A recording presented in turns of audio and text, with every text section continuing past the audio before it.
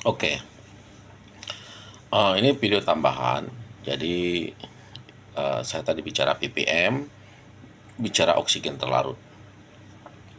ppm itu adalah satuan namanya part per million. Jadi gram per mililiter. Jadi part per million. Kalau dalam orang-orang teknik, kayak teknik kimia seperti saya, pertanian yang biasa memakai air-air baku, mereka akan paham.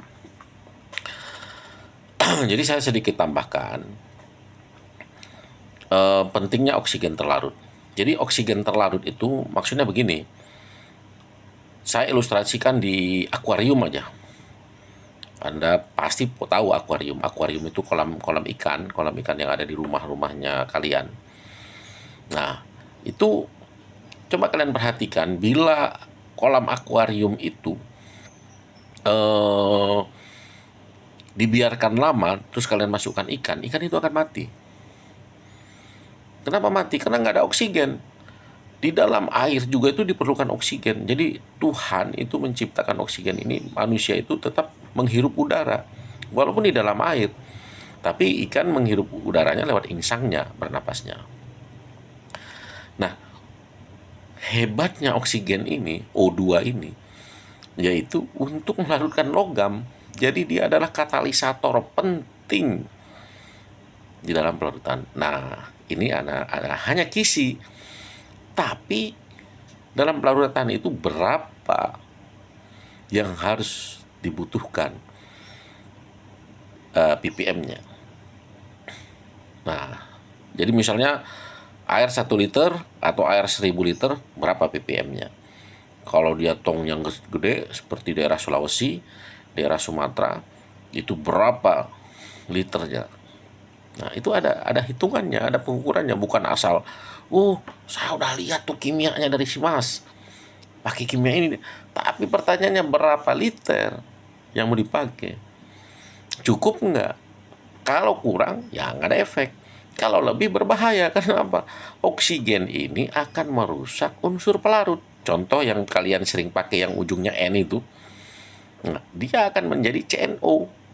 Ada oksigennya itu.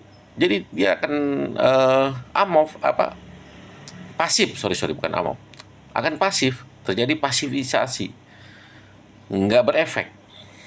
Pasif itu diam, nggak ada efek sama sekali. Makanya dia akan sangat berguna dan juga sangat beracun. Beracun bukan untuk tubuh, artinya tidak ada guna. Jadi makanya dia akan memunculkan dua efek, yaitu efek yang pertama sangat bermanfaat dan sangat dibutuhkan. Efek yang kedua bahkan membahayakan dalam pengolahan bila salah kasih. Makanya kimia ini sejak sudah 14 tahun ini banyak teknisi-teknisi itu nggak berani pakai. Karena mereka tahu setelah pakai kok hasilnya turun. Kok setelah pakai hasilnya nggak ada hasil. Malah lebih bagus kalau nggak pakai. Ya iya, itulah yang saya bilang. Kenapa saya pakai? Karena saya tahu cara ngukurnya. Kenapa mereka nggak pakai? Karena mereka mungkin pernah mengalami pada saat dipakai hasilnya makin jeblok. Jadi ini edukasi ya. Jadi kalian kalau memang sudah terlanjur nonton video ini, belajarlah. Belajar cari tahu berapa dia yang harus dibutuhkan oksigen terlarut itu. Karena jangan dianggap ilmu pengolahan emas ini sama kayak ilmu masak. Ngelihat orang masak, kayak gitu cara masaknya, udah cuma segitu. Bukan. Memang dia dibutuhkan adalah ilmu-ilmu kimia-kimia dasar, pengetahuan, ya seperti itu. Kalau semuanya disuap begini, disulang begini, ya akhirnya orang menganggap kuliah saya, sarjana kimianya saya ini dengan pengalaman sekian tahun ini, ya nggak ada guna. Jadi kalian anggap, ngapain sekolah, anak SMA juga bisa, atau saya juga nggak sekolah tapi bisa. Ya bisa, Cuman berapa SOP yang sudah digunakan itu sudah benar atau belum. Nah, sekali lagi saya minta maaf, bukan saya mau setelah dinonton sama video ini, saya mau, Anda mau rekrut saya, enggak. Sudah banyak sekali saya tolak semua. Paling saya tanya, bos, saya minta limbahnya aja lah. Boleh saya minta limbahnya, boleh saya olah limbah tongnya, kan begitu. Oh, nanti mungkin bos akan saya bantu versi ini. Jadi seperti itu. Yang saya mau masuk, saya berteman dengan Anda, tapi saya bisa diberi kesempatan bekerja di lokasi Anda tanpa harus bekerja dengan Anda. Ya, tapi kita bersahabat atau bermitra bolehlah. Tapi saya kan masih banyak kekurangan atau apa di lapangan. Nah, itu pentingnya ppm oksigen terlarut. Jadi bukan hanya chemical pelarut. Dan yang kedua, di awal-awal dulu mungkin banyak yang hoak-hoak, harus pakai ini, harus pakai ini, nggak ada guna. Jadi prinsipnya kapur, oksigen terlarut, chemical, dan karbon. Itu aja. Kalau yang lain oksidator lah, inilah, itulah, apa misalnya yang dijual itu power gold lah, apa. Buat saya itu nggak ada guna. Bahkan Anda pemborosan di situ.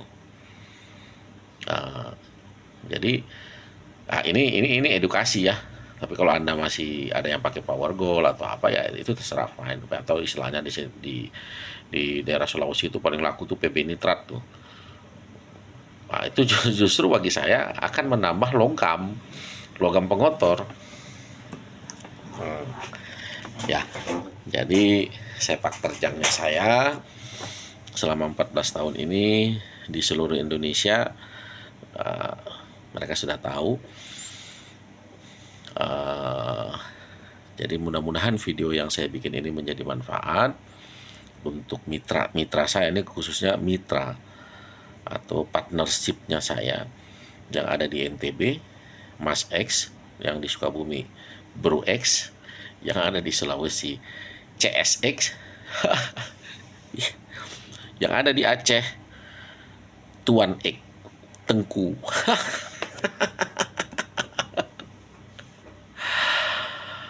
Ya, oke, saya ucapkan selamat pagi, selamat beraktivitas, jadikan video edukasi ini bermanfaat untuk Anda. Semoga Anda sukses dalam mengolah emas, dan tetap untuk mitra saya ya, mudah-mudahan tetap berkolaborasi dengan saya. Saya cuman jualan kimia, nggak seberapa itu untungnya. Tapi Anda di lapangan saya bantu, saya pantau. Bila ada kekurangan, saya visit lokasi. Nah, cuman yang saya minta, Anda beli kimia saya, kimia yang berasal dari saya. Kimianya Pak Alvin mahal dari tempat lain, ya nggak apa-apa, berarti Anda bukan mitra saya, ya silakan beli di tempat lain. Saya nggak mewajibkan, ini kan saya bilang tadi untuk mitra saya. Mitra ya saya berarti yang mereka itu yang sudah saya training, dan cara ngolahnya 70% udah sama. Yang 30% itu tadi cara pengukuran, cara apa itu memang nggak saya belum kasih berapa ppm-nya ya, jadi mereka siap saji aja. Biasanya saya cuma berikan alat ini untuk mereka, sama ada cairan titrasi untuk mereka. Bila habis ya itu saya kasih lagi, dan itu gratis gitu. Nah, disitulah kuncinya saya. Kalau itu habis, ya mereka nggak minta lagi, berarti kan selesai gitu. Nah, seperti itu. Jadi bermitra dengan saya itu simple, cuman beli kimianya saya aja, komitmen, cuman itu. Jadi ya seperti itulah. video ini yang saya bikin. Semoga jadi manfaat untuk kalian semua.